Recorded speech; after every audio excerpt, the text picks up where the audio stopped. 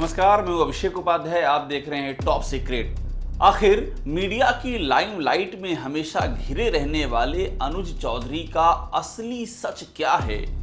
क्या वो सच है जो कि मीडिया में बार बार सामने आता है, जिसमें कि अनुज चौधरी को एक बेहद ही तेज तर्रार बॉडी बिल्डर, अर्जुन अवार्डी, राष्ट्रमंडल खेल अवार्डी और साथ में स्पोर्ट्स कोटे से पुलिस में भर्ती पाने वाले और डिप्टी एसपी बनने वाले एक बेहद ही मजबूत और साहसी पुलिस ऑफिसर के तौर पर दिखाया जाता है, या फिर इस तस्वीर का दूसरा पहलू भी है जो कि बेहद विवादों से घिरा हुआ है, जिसमें नाम जुड़ता है गैंगस्टरों का, जिसमें नाम जुड़ता है संगीन आरोपों का, जिसमें नाम जुड़ता है भरे अदालत में हुए गोलीकांड का, जिसमें नाम जुड़ता है विवादास्पद बयान देने का, वो भी एक नहीं कई बार। तो संभल के सीईओ अनुज चौधरी का वास्तविक सच क्या है, ये जानने से पहले आप वर्तमान में जो हुआ है उस घटना को जान लीजिए। आखिर संभल में जो घटना घटी है उसको लेकर के अनुज चौधरी एक बार फिर से लाइमलाइट में क्यों आ गए हैं? एक बड़ी वजह है अनुज चौधरी का वो वीडियो जिसमें वो ये कहते आ रहे हैं कि हम मरने के लिए पुलिस फोर्स में भर्ती नहीं हुए हैं, हमको आत्मरक्षा का अधिकार है, और उनका ये वीडियो बेहद ही वायरल हो रहा है। साथ में एक और वीडियो दिख रहा है जिसमें कि कहा जा रहा है कि उनके पैर में गोली लगी हुई है। उनकी तस्वीरें दिख रही हैं इस संभल में, जिस तरह से पुलिस और भीड़ आमने सामने हुई है, उसके बाद जो फायरिंग हुई है उसमें अनुज चौधरी की भी तस्वीरें जम करके वायरल हो रही हैं, और उनका नाम तो पहुंच गया देश की संसद के परिसर में, जब समाजवादी पार्टी के राष्ट्रीय अध्यक्ष अखिलेश यादव ने संभल के बारे में बयान देते हुए संभल के सीईओ का भी जिक्र कर दिया। अब जरा सुनिए कि किस संदर्भ में अखिलेश यादव ने संभल के सीईओ का जिक्र किया था। सर्वे के दौरान करीब 1.5 घंटा बाद जब जनता को सूचना मिली तो वो इकट्ठा होना शुरू हो गए। लोगों ने सर्वे का कारण जानना चाहा तो सर्कल ऑफिसर ने उनके साथ गाली गलौज की और लाठीचार्ज करवा दिया, बुरी तरह से जख्मी कर दिया। तो ये वो अनुज चौधरी हैं जो हमेशा से ही लाइमलाइट में रहे हैं, और लाइमलाइट में रहने की कई सारी वजह हैं। हम आपको अनुज चौधरी की शख्सियत का वो पहलू दिखाएंगे जिस पर मीडिया की निगाह कम जाती है। क्यों कम जाती, ये भी हैरानी का विषय है, लेकिन वो पहलू भी जानना बहुत जरूरी है। जिंदगी में ब्लैक एंड व्हाइट दोनों ही पहलुओं को जानना चाहिए। तो पहले व्हाइट पहलू भी देख लेते हैं, ब्लैक पहलू को पीछे छोड़ते हैं। व्हाइट पहलू ये है कि अनुज चौधरी का एक अच्छा खासा करियर रहा है। अंतर्राष्ट्रीय कुश्ती में वो एक बड़ा नाम रहे हैं। स्पोर्ट्स कोटे से पुलिस सेवा में आने से पहले उन्होंने देश के लिए कई मेडल हासिल किए हैं। मेरे पास उनकी उपलब्धियों की पूरी लिस्ट है। इसमें 1997 से 2014 तक वे कुश्ती में नेशनल चैंपियन रहे हैं। 84 किलो भार वर्ग में एक बहुत बड़ी सफलता उन्होंने हासिल की है। 2001 का लक्ष्मण अवार्ड उनको मिला है। 2005 में अर्जुन अवार्ड मिला है, और अर्जुन अवार्ड मिलने के पहले की वे कहानी आप सुनिए कि 2004 में यही अनुज चौधरी जंतर मंतर पर धरने में बैठ गए थे। आरोप लगाया कि अर्जुन अवार्ड उनके हिस्से आना चाहिए, वो किसी और के हिस्से चला गया। तत्कालीन खेल मंत्री सुनील दत्त खुद मौके पर आए और उनको जूस पिला करके उनका धरना खत्म करवाया। अगले साल यानी कि 2005 में अनुज चौधरी को अर्जुन अवार्ड मिल गया। यह भी उनके इतिहास का एक हिस्सा है। इतना ही नहीं, अनुज चौधरी ने एशियाई चैंपियनशिप भी जीती है और उन्होंने राष्ट्रमंडल खेलों में भी मेडल हासिल किया है। साल 2012 में वो स्पोर्ट्स कोटे से डिप्टी एसपी के पोस्ट पर पहुंच गए, और उसके बाद कई महत्वपूर्ण उन्होंने पद संभाले, कई महत्वपूर्ण उन्होंने जिम्मेदारियां संभाली। अनुज चौधरी उस समय खासा चर्चा में आ गए जब उनका विवाद आजम खान के साथ में हुआ। आजम खान उस समय मुरादाबाद के कमिश्नर से मिलने के लिए जा रहे थे। अनुज चौधरी ने साफ कह दिया कि सिर्फ 27 लोग ही जा पाएंगे। आजम खान ने पलट करके पूछ लिया कि क्या अखिलेश यादव का एहसान याद है या नहीं। ये बात इसलिए कही आजम खान ने चूंकि अखिलेश यादव का ही वो दौर था जब अनुज चौधरी को नौकरी मिली थी। आजम खान ने जैसे ये कहा कि अखिलेश यादव का एहसान याद है या नहीं, अनुज चौधरी ने पलट कर बोल दिया, कैसा एहसान, मैं तो अर्जुन अवार्डी हूँ। 27 आदमी जाएंगे, जब तो नहीं जा रहा है। अरे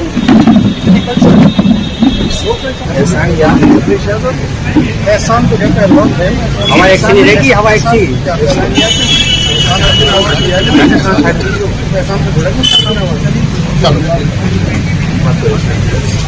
तो ये वही अनुज चौधरी हैं और उसके बाद से जो चर्चा का सिलसिला आगे बढ़ा वो रुकने का नाम नहीं ले रहा है। हम आपको, जो मैंने आपसे कहा था, ब्लैक एंड व्हाइट दोनों दिखाएंगे। अभी हम आपको जो व्हाइट का सिलसिला है, यानी कि जो जिंदगी में उपलब्धियां हैं उस पर बातें कर रहे हैं। कुछ चीजें और भी बताना बहुत जरूरी है, क्योंकि अनुज चौधरी का, जैसा कि मैंने आपसे कहा, इसमें दो राय नहीं है, एक बहुत ही शानदार करियर रहा है। इंस्टाग्राम पर वो बेहद मशहूर हैं, लगातार वीडियो डालते हैं और उनके अच्छे खासे फॉलोअर भी हैं। उन्होंने विदेशों में जर्मनी, अमेरिका, पोलैंड, दक्षिण Korea, Iran, Thailand, Nepal, Spain, Canada, Bulgaria और मिस्र जैसे देशों में जाकर के कुश्ती लड़ी है और देश का नाम रोशन किया है। और इससे पहले कि हम आपको इनकी शख्सियत का दूसरा पहलू दिखाएं, जिसके बारे में मैं शुरू से कह रहा हूं कि ब्लैक भी जानिए, व्हाइट भी जानिए, तो बहुत देर से हम सफेदी की बात करते आ रहे हैं। अब उस सफेद चादर पर जो दाग लगे हैं उसके बारे में भी बात करेंगे। लेकिन उसके पहले, जो मैंने आपसे पहले कहा था कि इंस्टाग्राम पर भी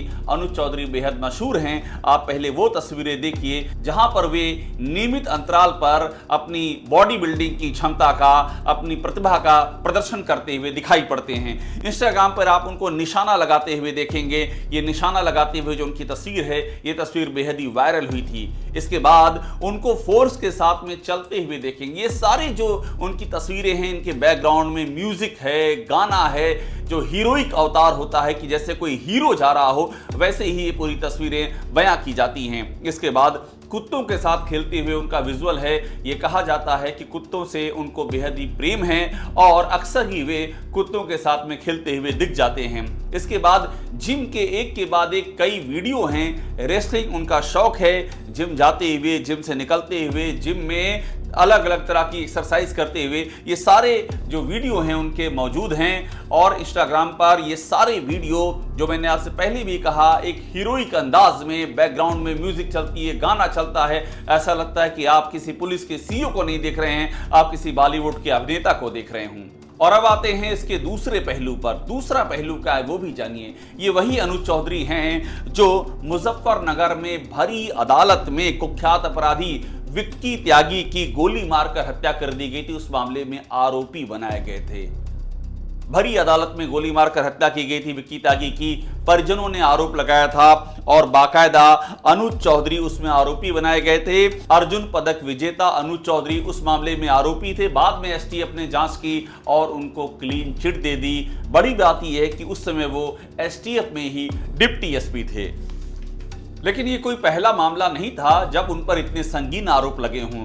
दादरी की बात करें, जब वो दादरी में सीईओ हुआ करते थे तो उस समय विजय पंडित की हत्या के मामले में भी नाम सामने आया था, आरोप लगे थे और वहां पर भी आरोप लगे थे कि हत्यारों के साथ में मिली भगत है।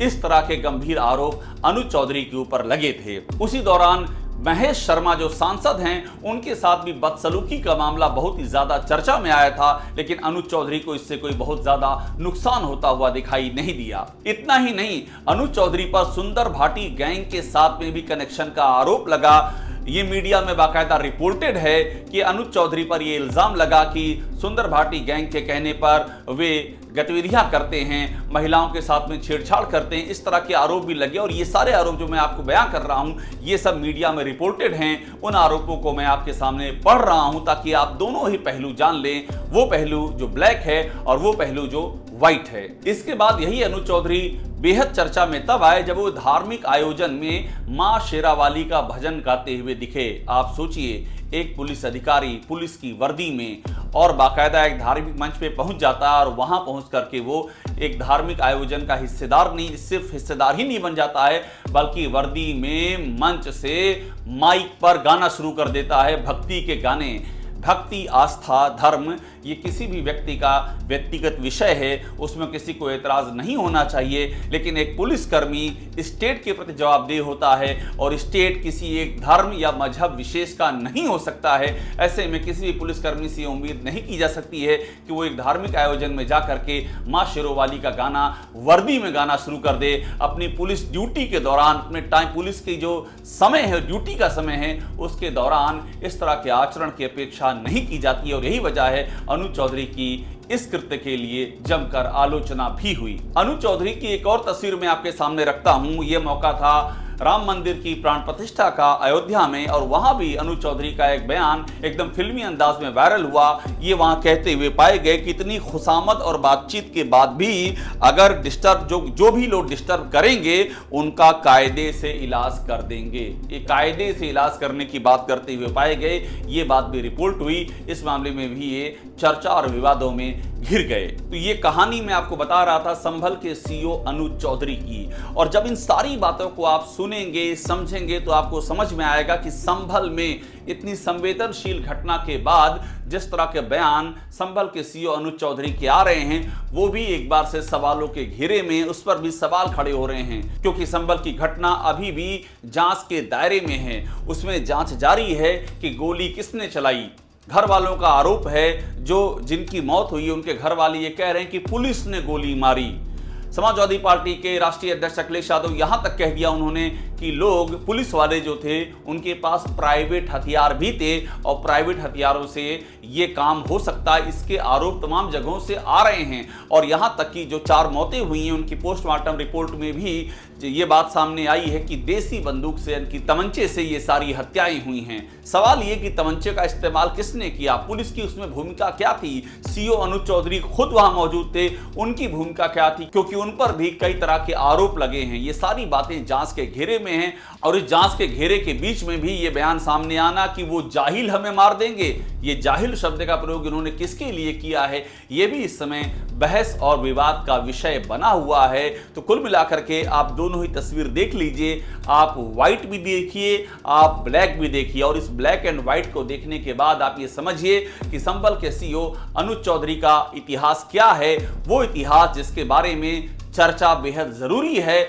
और ये जरूरी चर्चा इसलिए है क्योंकि ये बात सिर्फ संभल की नहीं है, ये बात पूरे प्रदेश के अमन चैन की है, और ये बात एक पुलिस अधिकारी की जो गाइडलाइंस होती हैं, जो उसकी आचरण नियमावली होती है, उसका भी पालन करने की है। और सबसे बड़ी बात है जनता के स्टेट में भरोसे की, और उस भरोसे को कायम करने का जो जरिया होते हैं वो यही अधिकारी होते हैं जो इस समय विवादों में घिरे हुए हैं।